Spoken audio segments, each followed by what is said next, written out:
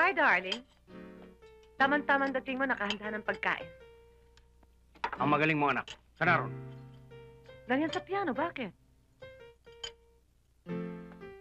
Naturingan pa man din ako isang magaling na hukom. Sarili kong anak, hindi ko madisiplina. Hoy! Ricardo, ano ba? Pa, ma, bakit? Hindi ko nga malaman dito sa papa mo eh. Ano ba nangyayari sa'yo, Ricardo? Matagal na palang hindi pumapasok sa eskwela ang batang yan. Mahigit na 1 buwan. Pero Teddy, araw-araw mo alis ka ng bahay. Ang alam ko, pumapasok ka sa klase. Nililinlang laman niya tayo. Nagpakaloko pa rin pala siya dun sa kanyang combo, sa kabila ng pagbabawal ko. Teddy? Ma, punta sana kami ng Japan. Big break yun. Kaya pinagandaan namin ng gusto. Kahit na mag-drop out ka sa eskwela. Oy, Tudolfo. Huwag mong sabihin sa akin matigas na ang iyong gulugod. Kung hindi ka madisiplina sa salita, bibigay ko sa iyo ng disiplina para sa isang sutil. Ricardo, tama na. Kanya hindi ko madisiplina ang batang yan. Lagi kang nakasangga. Eh bakit naman hindi mo kausapin na mahusay?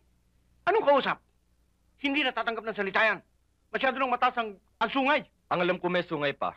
Kalabaw. Ganun na ba ako kahayop? Hindi ba sinusug mo na ako? Sinusunod ko lang naman ang gusto ko pa. Musika talaga hilig ko. Anong mapapala mo sa musika? Pahihirapin ka lamang yan. Abogado ang pangarap ko para sa iyo. Ako ang dapat mangarap para sa sarili ko. You're my son. It's my life. Iisa kitang anak. Susunod ka sa mga yapak ko. Iisa ang buhay ko. Susundin ko hilig ko.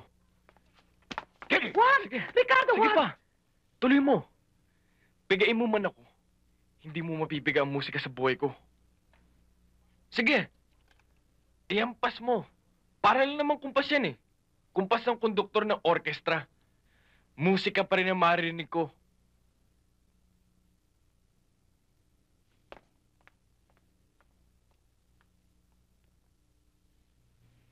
Ricardo, bilang isang hukom, dapat alam mo na hindi lahat ng kaso ay kayang ipanalo. Like nyo na rin. Okay, sige, sige. Ano ba yun? May na sa akin yan. Good evening, everyone. Huh? Zoe? Is that you? Yes, it is me.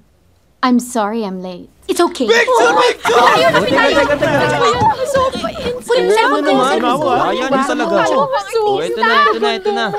So magkakaroon tayo ng official Facebook page, tapos okay na yung video presentation natin.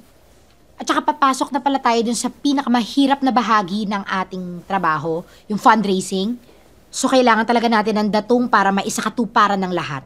Any suggestions? How about the bowling tournament? Masaya yun. Or talent show, di ba? Para Parisians Got Talent. O, di ba? Ay, ang ganda nun. Sige. How about fashion show na lang? Guys, kuha na lang tayo ng sponsors o kaya ng donations. Ano ba talagang gagawin natin yun? Talagang mangangatok talaga tayo.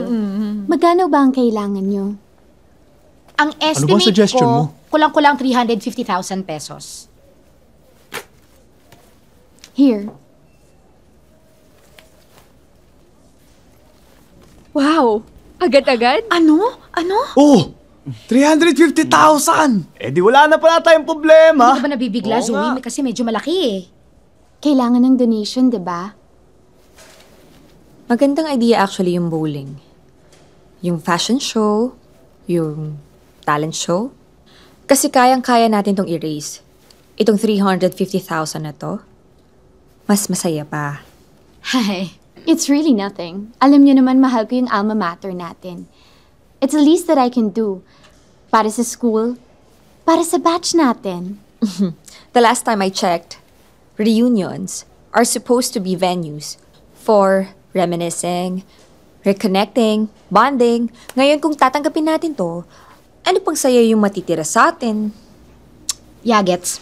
I'm really just trying to help. Thanks, but no thanks. Binili mo na nga yung graduation natin, pati ba naman reunion, bibilin mo pa?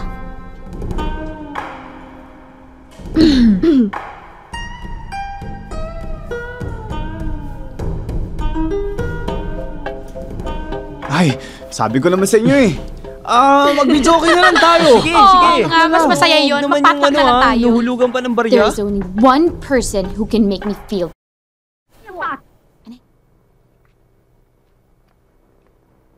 Roberta, pasensya ka na dyan, ha? Salamat po, Aling Juana. Pero alam niyo po, Kayo lang mabait sa lahat ng mga kapitbahay namin. Ito talaga, basta't isoli mo tong malokong ko, ha? Opo.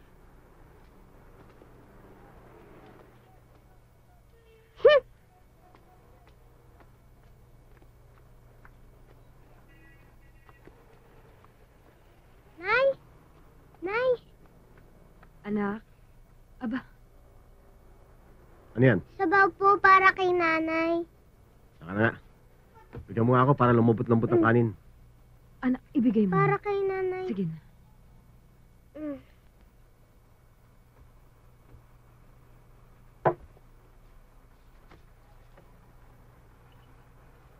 Tirahan niyo naman po si nanay at si Boy. Ano sinabi mo? Hindi pa po kami kumakain eh. Roberta. Bastos ka. Pakita mo kumakain pa eh. Akala mo, isang bandyanong kisipate ang nagdadamot mo. Sinay, hindi mo nga ugaling anak mo? Totoo naman eh, palagi niyo naman kaming inuubusan. Sabi kasalanan ito, Sinay! Ikaw ang nagtutulong sa kanila! Kasalanan mo lahat sa mga kailangan sa akin! Pwede kayo! Halika, dali! Kayo pahalata ako dyan, aking sando! Ano ka ba naman? Huwag kang maingay!